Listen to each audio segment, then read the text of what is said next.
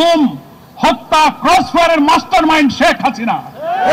তার নির্যাতনে রক্তের যে কালো ছাপ, অশ্রুসিক্ত মায়ের কান্না এখনো শুকায় নাই, অথচ যেখানকার মাল সে সেখানে ফিরে গিয়েছে, সেখান থেকে সন্ত্রাসের নতুন ব্লুপ্রিন্ট সে তৈরি করছে।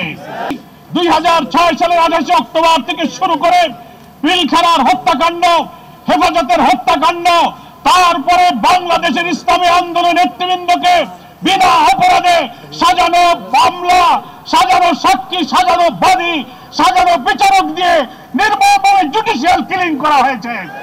তারপর জুলাই আগস্টের অভ্যুত্থানে 2000 ছাত্র জনতাকে খুন করা হয়েছে, 40,000 ছাত্র জনতা আহত হয়েছে। এই গুম খুনের বিচার বাংলাদেশে না হলে আমাদের এই আন্দোলন, এই ত্যাগ, নতুন বাংলাদেশ নির্মাণের স্বপ্ন ব্যর্থ হয়ে যাবে। আমি প্রশ্ন করতে চাই, বাংলাদেশ নামক রাষ্ট্রে একটি মানবাধিকার কমিশন আছে। এই 17-18 বছরের কালো যুগে যত খুন গুম ক্রসফায়ার হয়েছে, মানবাধিকার কমিশন তার কি বিচার করেছে? বাংলাদেশের সংবিধানে কমিশনকে এখতিয়ার দেওয়া হয়েছে, তারা সরকারের কাছে, স্বরাষ্ট্র মন্ত্রণালয়ের কাছে অভিযোগ করতে পারে, বিচারের জন্য তারা উদ্যোগ নিতে পারে। তারা করেনি। এই কমিশন ফ্যাসিবাদের দোসর ছিল। আজকে নতুন বাংলাদেশ হতে যাচ্ছে। আমরা মনে করি আমাদের এই ফ্যাসিবাদ থেকে মুক্তি পেতে গেলে, আমাদের নতুন বাংলাদেশ নির্মাণের জন্য আমাদের প্রাণের সন্তানের যে জীবন দিয়েছে, সেই রক্তের দায় শোধ করতে গেলে আগামী জাতীয় নির্বাচনের পূর্বে আমাদের এই 24 অভ্যুত্থানের যে চেতনা, সেই চেতনা ধারণ করে একটি জাতীয় ঐক্যের মধ্য দিয়ে নির্বাচনী কৌশলে আওয়ামী লীগকে রাজনীতিকে বিদায় দিতে হবে।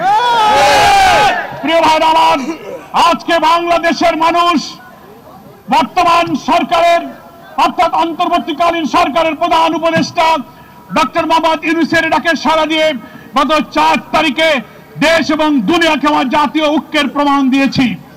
আমরা সরকারকে বলতে চাই, সরকারের অভ্যন্তরে, প্রশাসনের, judiciary, civil administration, police administration, everywhere, every sector of our society, যেখানে ফ্যাসিবাদের দোসররা আজও ঘাপটি মেরে বসে আছে, এদের থেকে প্রশাসনকে পরিচ্ছন্ন না করলে আবার নির্বাচন হতে পারে না। সেই জন্য আপনারা শক্ত হন, দৃঢ় হন, ঝুঁকি গ্রহণ করুন। আমরা আপনাদের পাশে আছি, কিন্তু ওই দোসরদের সাথে আঘাত করলে আপনার আমার স্বপ্ন পূরণ হবে না, নির্বাচন নিরপেক্ষ হবে না। সেই জন্য হাজার শহীদের রক্তের দায় শোধ করার জন্য আসুন নতুন একটি বাংলাদেশ নির্মাণ করে আমাদের এমন বাংলাদেশ আমরা চাই, যেখানে গণতন্ত্র, ভোটাধিকার, মানবিক মূল্যবোধ, সাম্য, সামাজিক সুবিচার, নিরন্ন মানুষের দুঃখ কষ্ট, অনাহারী বস্ত্রহীনের কান্না থাকবে না, ইনসাফপূর্ণ সমৃদ্ধ বাংলাদেশ হবে। সেই বাংলাদেশ যদি আমরা প্রতিষ্ঠা করতে পারি, তাহলেই 24 গণ অভ্যুত্থানের ত্যাগ আমাদের সার্থক হবে।